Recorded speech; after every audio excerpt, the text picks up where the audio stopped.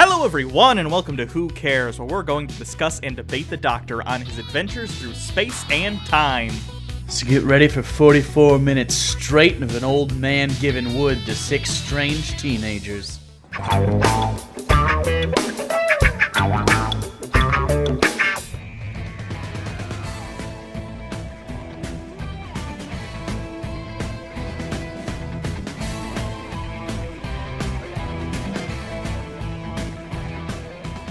Hello everyone, and as I said, welcome to Who Cares. I'm Hugo. And I'm Jake. And this episode, we're talking about episode 4, I want to say, of Series 10, Knock Knock, which was, let's see who wrote and directed this, shall we, Jake? I see you over there drinking your Diet Dr. Pepper.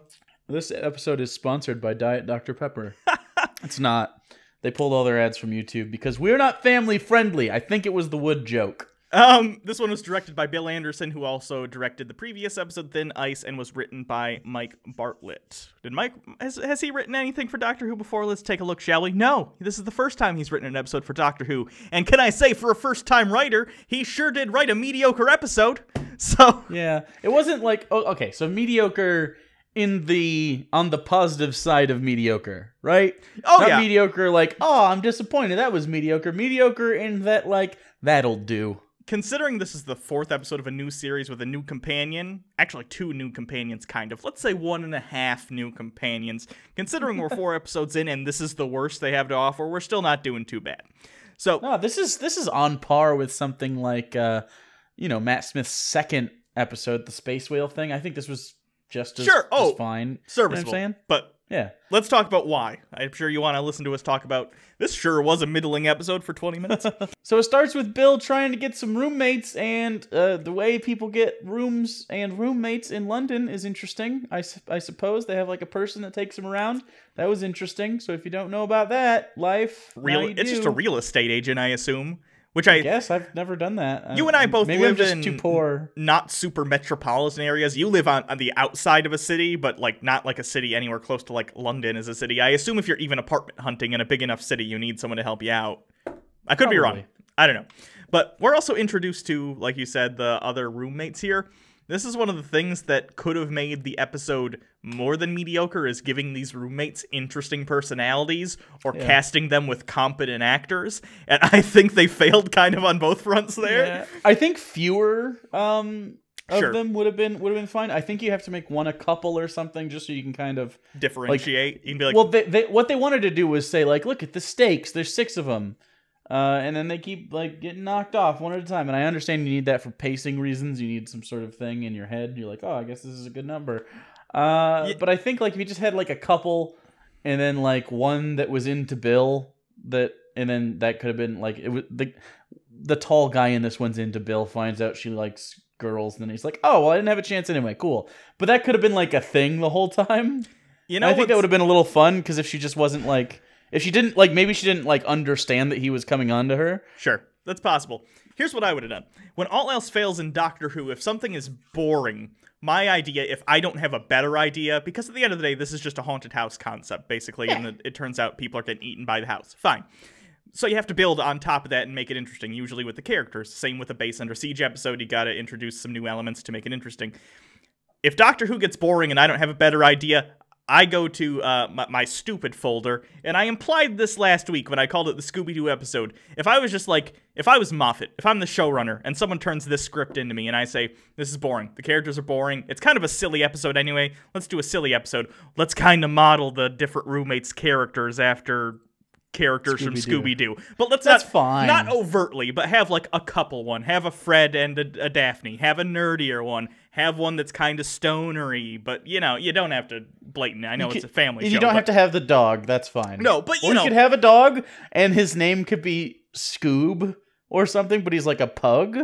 That would have been fine. And it gets eaten or something, and it's, you know. And I know people in the comments are gonna be like, I'm glad you have nothing to say with Doctor Who. That's stupid. I know it's stupid, but I'll take stupid over kind of boring any day. But it would have been a little fun, even if it was just for like a second. And it wasn't like a big theme throughout the whole thing. Like, he doesn't go, Zoink, Scoob! Or anything overtly. They're not named Shaggy, Fred, Daphne, Velma. It's just, you know, like a little mystery machine thing. It'd be fun. Like they pull up in a van, and that's the end of the joke. That's fine. You kind of, especially because copyright things on that, you can't get too blatant. Yeah. But if you parody it, the concept a little bit and have the Doctor have fun with it, here's the thing. I don't think that's any more ridiculous than the Doctor meeting basically a Superman analog in the Christmas special. Right. So that's where I'm going with that. But anyway, the episode continues. The reason they have 6, even though we said it's too many, is because they needed people to get eaten by the house consistently throughout the episode to keep there's a threat. You could have handled that. You could have easily handled that by doing an opening stinger with the people from 20 years ago that they say get eaten by the house. Yeah. You know what I'm saying? Like, oh, there's stakes.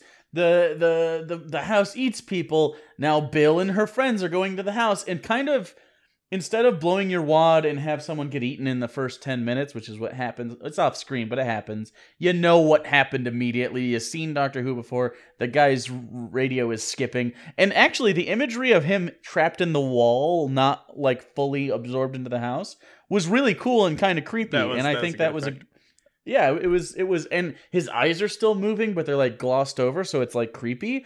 That was a really good look. And that it could have been like, you don't need that many people. You could have this guy trapped in the wall and then have the Doctor spend 5-10 minutes trying to get him out of the wall just to have it fucked up and then him get eaten. That lands the stakes. Then you don't need as many characters. You can have like Bill and 1 or 2 more people that you can actually establish, because the one guy's in the wall. He doesn't need to be established. He's creepy guy now. That's fine.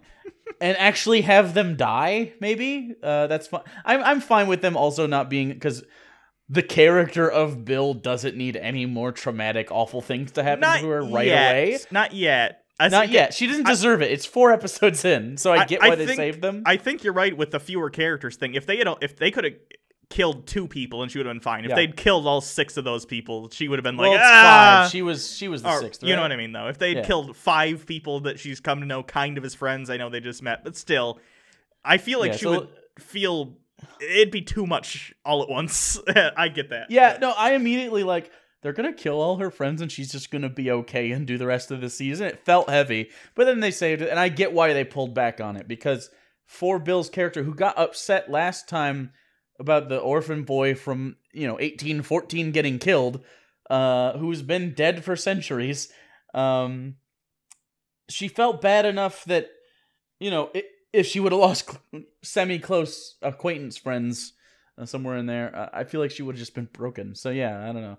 Yeah. But having a guy just trapped in that wall and having the Doctor frantically try to figure that out is a fun idea, and they didn't put him in that room while that was happening, and they should have. You know why I think this episode also didn't work as well as the first 3? It's because, and this is fine, this is settling into a groove and not being, the beginning of the season anymore. The first 3 episodes had to, by virtue of the new companion, had to focus on the relationship between the Doctor and Bill, and that was the strong point of those episodes. In this episode, there was a lot more splitting up, so you didn't have that. And that's not to say it was something that made the episode bad, but it was missing a thing that made the previous 3 really good. At least that's what I think was missing, because it's the same director as the last one, but the last one had a lot of Bill and Doctor stuff, which I think what made that episode, above this one. That said, I still think the interactions they did have were good. The beginning, I love the idea of the Doctor helping someone move literally by just teleporting the TARDIS around the stuff, taking it to the place. Well, I also liked where it started out going, where she was embarrassed by him being around because she's trying to be with her friends. And I guess she's younger than she looks, or she's just going back in and needs a place to stay because I know her roommate's gone. The character, I think, is supposed to be in her early 20s. How old is Pearl Mackie, though? I can look it up, but I'm guessing... I want to say she looks like she's in her 30s, but I don't know if that's just because, she just looks older and she's just one of those people that looks older. If I shave, I look 12. I'm the opposite. 29. 29. Okay, so that's reasonable, I guess. And she's going back to school, so that's fine.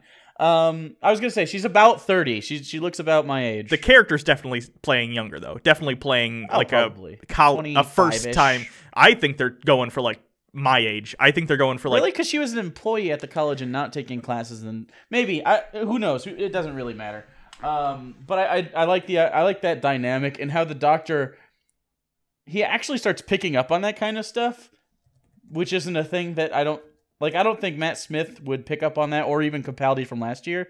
But I think, I don't know, and I know his memory got wiped, but I assume the lessons learned with the Clara stuff didn't also get wiped out because he's obviously changed since then, right? Yeah. So I don't know. I feel like he's like, okay, there's boundaries, but I'm not leaving because there's crazy shit going on. That's okay. But he tried to like, I don't know, trying to play the cool grandpa was kind of fun. And also, did you notice they're keeping on the how to teach new people what the Doctor is? He's now he regenerates, right? Yeah, I did. And they added that dialogue, but they don't talk about it. They just mention that it happens. It's a nice foreshadowing. Yeah. Spoilers, I guess.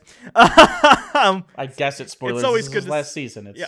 Well, some people don't know that. We mentioned it in previous episodes this season, though, so whatever. I like that foreshadowing. It always makes me think, though, this is a writing as an audience and writing as a consistent internal universe in conflict. On the one hand, making companions maybe not aware of what regeneration is before it happens is fun. It's a fun idea. Yeah. In universe, though, the Doctor should probably have like a, oh, so you're my new companion guide, and it should be like a little packet he puts together that's like... That actually would be a really fun Doctor Who gag, is if he gives them a pamphlet. I'm going to... Maybe not in the next 10 years, but if Doctor Who gets canceled again and re-brought back in 10 or 20 or 40, whatever, it's one of those things. I think Doctor Who at this point is so ingrained in British culture, it's one of those things like Robin Hood that I really don't think is ever going to go away. I think even a long time from now, maybe there won't be a running TV show, but there'll be books or something. There will be a gag at some point, I guarantee, where someone maybe our age, who in 30 years will be the new showrunner, will have a gag like that. Will be like, oh, you're the new companion. Here's the thing I threw together. You know, the 27th Doctor or whatever the fuck. Sure, that'd still be fun. That's a good gag. I don't know. And then it goes on, and there's the old guy. Now, they don't really explain why the tuning fork in the sound works, but it works, Whatever. and I guess that's okay. It does make him creepy, though, which I think is kind of why they added it, because he, like, dings it and then touches it to the thing, and he just looks... That's not a thing people do, so it's off-putting, and that's cool. I really wish they would have held off on the wood lady and him. Like, if the Doctor... I like it when the Doctor's wrong about stuff. If the Doctor thinks this guy is an alien for, like, the whole movie, the whole episode until the very end, and then you're revealed, that's fine. But the last, like, 20 minutes of it were them in that room with those two talking about, like, the shit that's going on. You know what I mean? Yeah, the only secondary character in that episode that was good was the landlord, in him being creepy and stuff. And actually, he is a known British actor. He played... I've seen him in stuff before. I'm going to butcher this. I know I'm going to butcher this. He played, for those of you who don't know, the BBC or someone in the UK does a show. There's basically a French version of Sherlock Holmes called, I'm going to butcher this. It's like Poirot, whatever. It's some French detective, and he played him on a show for a really long time, and he's well known. So he's actually a good actor. I'm glad they casted him in this. I thought he did a good job. Yeah, he did a really good job of being creepy. And again, I just like the bug thing didn't need to be bugs, like termites and whatever, stuff. Yeah. It didn't need to be. The house just could have been its own living entity. And you were kind of close on the wood people thing from that Christmas special a long time ago. The Doctor referenced them, actually. He did, Right. actually. Which I'm glad they referenced it, because I hate when they have an idea that's so close to another monster and the Doctor doesn't even suspect it's them. And, it's been on for 50 years. I get it. I'm not saying every writer needs an encyclopedic knowledge of previous Doctor Who monsters, but I like when they do that, because it gives credibility to this as a consistent universe and the Doctor as the same character as the previous versions, because he remembers people he used to fight. But at this point, it was so close, it might as well have been them. I did like, though, that we got that scene of him naming this monster. I always like when the Doctor jokingly comes up with a name for the monster of the week, and that's generally what it becomes. He calls them dryads, was what he called them. Yeah, briefly. I don't think they'll ever come back, but they are a thing if someone ever wants to. Yeah. The effect and the makeup on the lady was really good. And you talked about this before we recorded this, on how this is clearly the cheapest made episode, because it's one location, it's practical locations, it's clearly just an actual house. Right. The money they saved, you can tell it went into some of these effects. That is, the wood lady is, I'm not kidding, one of the best makeups I've ever seen on Doctor Who. Oh, and that includes the guy that was trapped in the wall. Both of them were, like, really above what you... like, because they could have easily put a guy in a wood wall and just had him normal, like his face sticking out, and he's like pleading with them. Instead, he's like part wood and like still cognizant of what's going on, which made it creepy. And then she was like obviously a person, but very much a wood person, if that makes sense. Like her mind is definitely different. And I don't know, they did a good job of that. They could have easily taken steps to make it crappy, but they didn't at all. And now I don't know if the actress was very good, but she was the visage was haunting enough, and her voice was kind of like whoa. But it wasn't like corny. It made it feel like uneasy, which was also cool. I kind of wish she was walking around the house. Yeah, she needed to be. She was like a last 10, 15 minutes reveal, and she needed to be in more of the episode, and people needed to be spotting her, walking in the background or something out of focus in the scene. Can you imagine if like the whole time they're being chased, air quotes, by the lady in this makeup, and she's kind of making noises, and it's creaking, and you can hear it, and she's made of wood, and maybe she, like, can go through the walls because she's part of the wood, instead of the bugs, right? And you see parts of her, and then you see what happens when people get pulled into the wood, like that guy on the wall, and it's like a Freddy Krueger, Jason Voorhees thing, but she ends up, and you know how the doctor always has that moment where he's cornered, and he just tries to talk his way out? He does that, talks to her, and then she just starts talking, and there was really no reason to be scared. That's a cool twist that it subverts, and I think that would have been better, because she's creepy enough to make you scared. Like, she's got a very, almost angels thing going on, the Weeping Angels. You know what? I agree. I think because bugs are fine, whatever, but bugs aren't really, to me at least, real life, I don't like bugs. These bugs, but they weren't like creepy. But just the visual, instead of having bugs come out of the wood, the idea of just an arm being able to reach out of the wall at any point and grab you, that's a creepier image. Right, and also because her face. Yes. You know what I'm saying? And also, like, the bugs, it's the same imagery we got from The Mummy, so it kind of makes you think, Brendan Fraser goofy adventure movie? You know what I'm saying? So it's not really... Yeah. What else? The twist itself, spoilers. It was a weak twist anyway. So, like, in the last 10 or 15 minutes of the episode, they introduced the woman. At which point, maybe a couple minutes later during a discussion, she mentions that the landlord is her father. So then we get like 5, maybe 10 minutes where we think it is the father, and then they immediately reveal the twist. Right. Oh no. To be fair, it's not the father, it's the son. Yeah, earlier in the episode, he says, my daughter's around and I'm under her protection. I'm her protector, and this is how I want it. It's ideal. So there was already like the seed that this is going to be his daughter anyways. I guess it just didn't seem like there was any reason for the twist. It didn't have an impact. Right. Well, I think the only thing that was good about the twist was that Bill figured it out. You know what I'm saying? Like he's not old. He's not made of wood. Oh, okay. Why is he still around? As a device to show Bill as competent. So that's the only really utility of it. And I think it worked for her, but I think the episode's better like, you probably still could have done that same twist. But just have her stalk. You know what I mean? It's a structuring thing, totally. I don't mind the twist itself. I mind that there's only 10 minutes where we get a status quo to be subverted in the first place. And yes, you're right. At the beginning, he mentions his daughter, but I wasn't even thinking. That was so far at the beginning of the episode when she showed up. I wasn't even thinking about that. I forgot. The only reason I remember that is because he stole like every scene he was in because he's really good. Yeah. So I was like, oh, that's the daughter he's talking about, most likely. But I mean, it's easy to miss, and many people probably didn't remember it. But yeah, overall, I'd say this was a decent, if middling, Doctor Who episode. But I'm not disappointed in it. It didn't feel like. Oh, I'm not mad. I watched it. And even though there was 5, teenage to 20-something, semi-companions in this episode, none of them felt like caricatures, which is often what Moffat will end up doing with young characters. So that was fine. They just weren't developed enough to make it matter that they died. Like, remember some episodes, like specifically the one with the gangers. All those. Especially the guy with the son, when he died, you felt it. It felt like a loss, even though he was the secondary character you'd known for 25 minutes. Some of the other characters, like the lady that Rory is walking around with, she died, and you feel bad about it. Like it's not like a deep feeling, but you feel it. This, I didn't give a shit that anyone died. No. And it just needed more. They needed more something, you know. I agree. It needed, because it was an episode that needed to be character driven with shallow characters. Right. And the last time they did like a haunted house thing, it was that psychic one. Yeah. But the psychic was an interesting time traveling character. lady. The psychic was interesting. They had a love interest, and they was like unrequited. And I don't know. They felt good. Like, and you were worried about their well being. I thought the twist in that one was better too. It being a time time traveler, and also I think the monster was creepy enough. Sure. You know what I'm saying? So like, just develop that a little bit more, and like look at the makeup you're putting on this thing.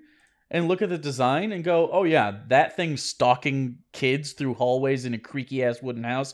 By the way, wooden houses are not common in England at all.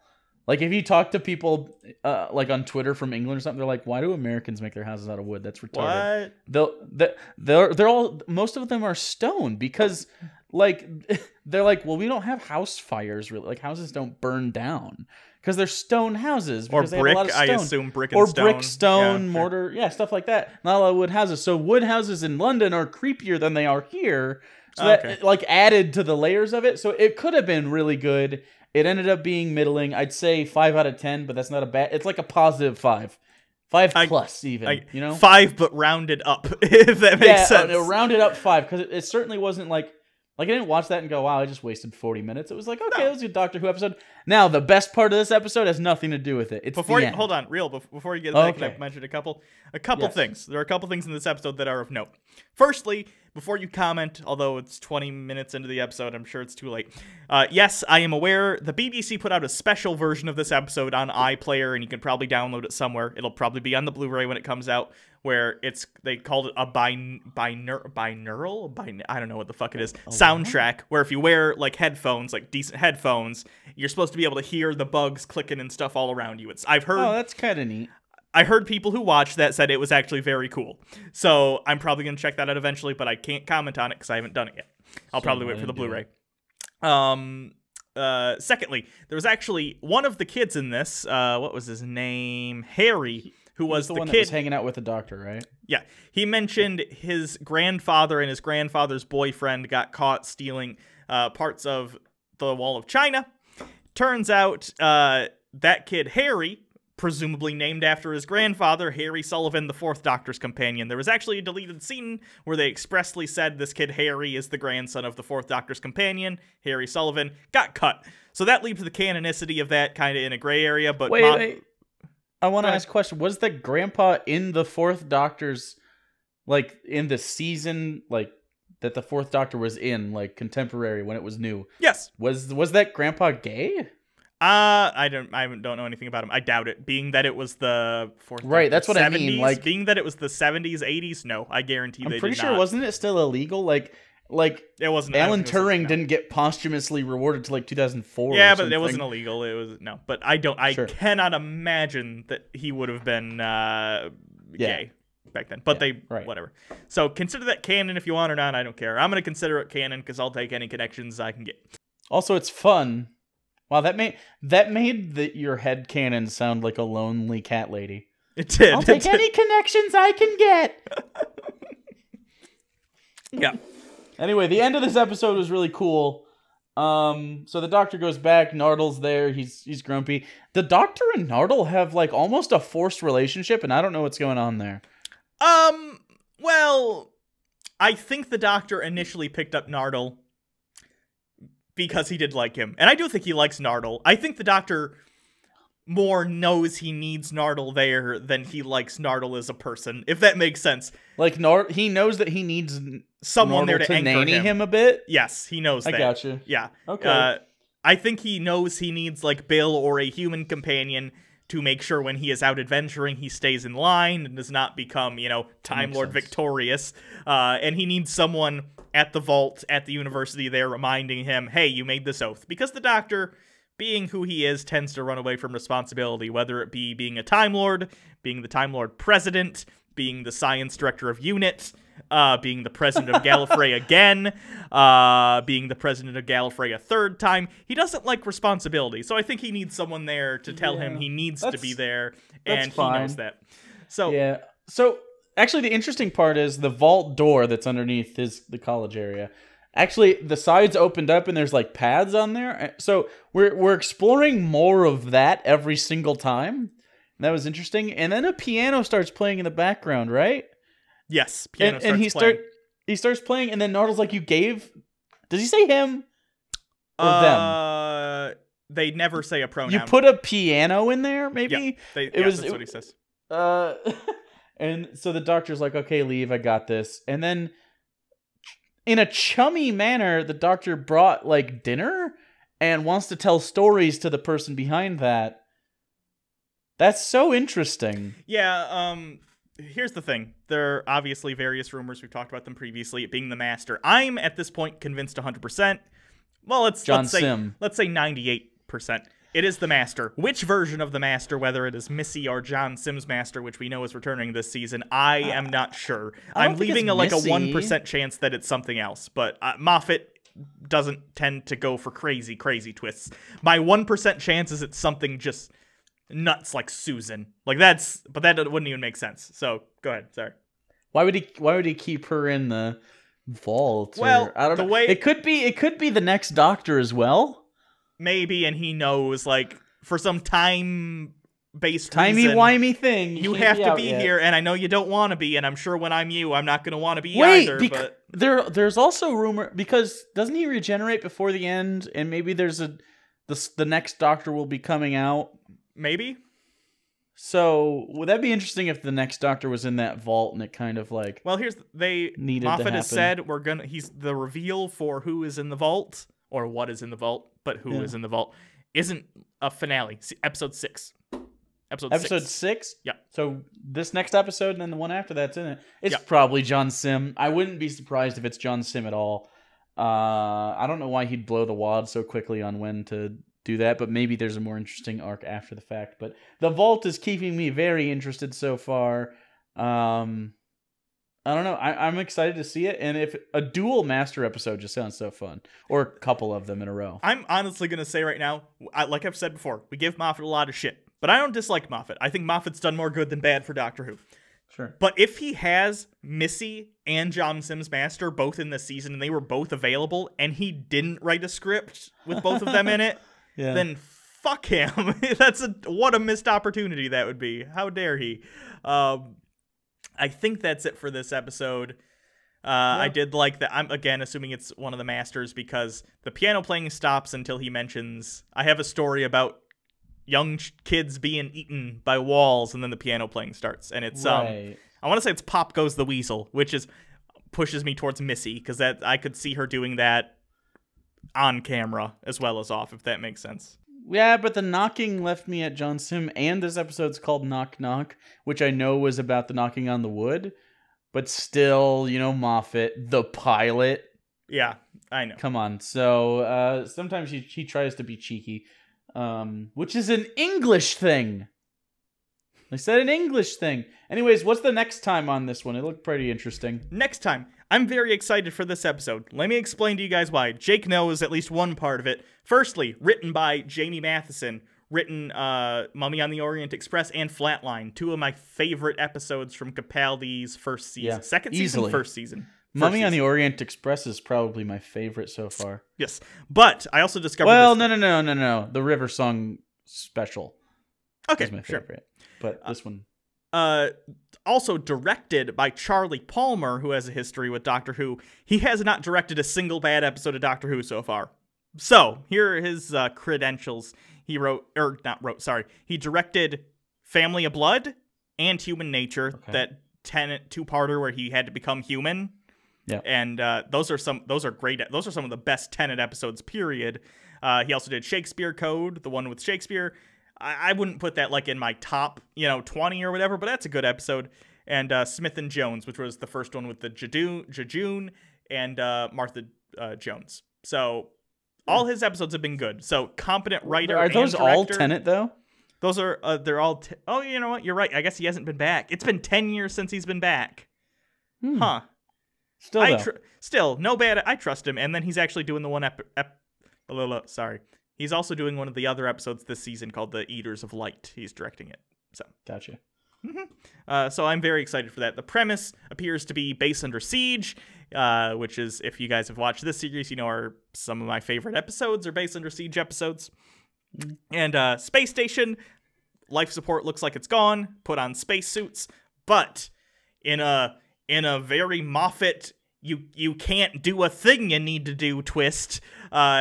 Every spacesuit has an allocated amount of breaths you can take before it shuts down and kills you because it's rationing, it's oxygen rationing.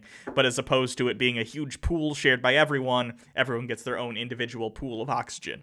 So that'll be fun. Oh, and also the suits remain alive, activated, and will hunt down people who are using too much breath with the dead people still in them. So it's very Silence in the Library, whatever that was, the Vashta Narada, stuff like that. But I don't know. I'm interested in this. This could be a good horror one. We haven't actually had that yet, so.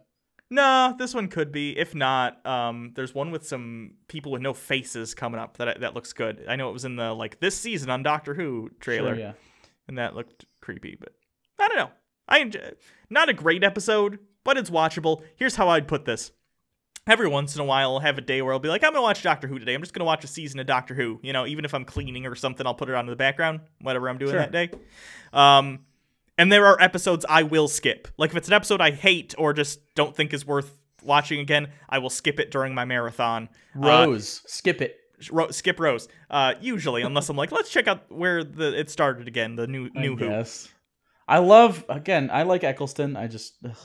But... this isn't when I rewatch series 10. I won't skip this episode. There's enough in it where I'll be like, okay, I probably won't pay that much attention to it when it's on, but there's a couple good bits. So I don't know. Excited for next week. Excited for the rest of the season. Hope you all are enjoying it as well. Consistent season so far for the most part. Yeah, we haven't really had a turd, so I'm kind of braced for it. The longer it goes, the deeper into the season it's going to be, which means the episodes are more important. Yeah. There's a landmine out there waiting for us somewhere, and I'm just waiting for one of us to step in it. You know what? What? Someone pointed out to me also, I don't know how long ago, not very long, but they said, well, Moffat sure does like his sentimentality, especially during Regenerations, and he brought Amy back. You know what that means for Capaldi's regeneration, right? No! No, not like this! Also... So, the Amy thing made sense because the it's Amy hallucination. Thing was. It also, she had been gone for a season, and sure, and she was never. She didn't go too long, yeah. And he hallucinated her, and he hallucinated the child version, which is the first face his face saw, which is his his line. Sure, hallucination is fine, but you know the problem. Jake. She's still alive? There's a certain American 1950s style diner that was being filmed at several months ago. Woo! Don't you do it. Don't you do it. Anyway. You know what would be fine? You know what would be fine? Is if the TARDIS took him there and his memory's been wiped. Because his memory's been wiped. He wouldn't know it was Clara anyway. The TARDIS takes him there because it knows that he's going to die or whatever. And he goes to the TARDIS, he goes to the diner TARDIS, I should say. And he's just in it. And maybe, he just sits down, and maybe he just mouths the word Clara and then goes. That's fine. As long as if it's a sentiment thing, his last moment of being him, he remembers. You know what I mean? That's sweet. I actually think that's an okay thing. But if she shows up on screen, if me's there, you fucking wasted Capaldi. I can't imagine a scenario on how to write that in to make it be not shit. I'm worried about it too. You know why? Because Moffat. Remember how we praised him in the pilot for not being overly sentimental and there was a thing to Clara, but it wasn't overdone? Yeah. Shame on us for assuming that was because of him. There's a deleted scene from the first episode where Bill is at a campus hangout spot, like a coffee shop, like a college type coffee shop, and it's like an open mic night. and she's like hanging out with some people, talking to some girl she's maybe into. I don't know if it was the same like girl she was giving fries to and making her fat or whatever, but the doctor you can see in the background go on stage because funny with his guitar, but he plays that Clara song because Moffat. I'm telling you, Moffat has a stash of Clara Rule 34 somewhere in his house. I think he keeps bringing back the Here's my fan theory for Moffat and his thing with Clara. He has a crush on a character he wrote, and he has Rule 34 stuff of it. If you don't know what Rule 34 is, it's internet porn of anything. This is a family show. Sure.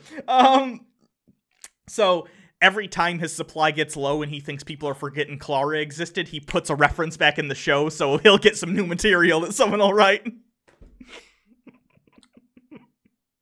I think that's what's happening, and if it is, Moffat, I deserve something for figuring out your scheme. Amandia, Moff. What are you gonna do when Chinbul's in charge? You're gonna call him up? You're gonna say, hey, Chinbul, I liked Broadchurch, but guess what? Not enough spank material in my Doctor Who. No, what he's going to do is he's going to hire Jenna Coleman to do another role and get it that way. Oh, okay. That sounds good. Bring back Sherlock for a 5th season. Recast Mary as her. She secretly didn't die. Sherlock only appears for 5 minutes in episode 3. That sounds about right. It's Jenna Coleman Mary Adventures. And then they do a crossover with Madame Vostra and Jenny, and they have a lesbian threesome. You just gave him too many good ideas. I did. There you go, Moffat. There's your spank material for this week. Now please take Clara out of the finale. Anyway, until next time, I'm Yuko. I'm Jenna. Oh, God. It was me the whole time!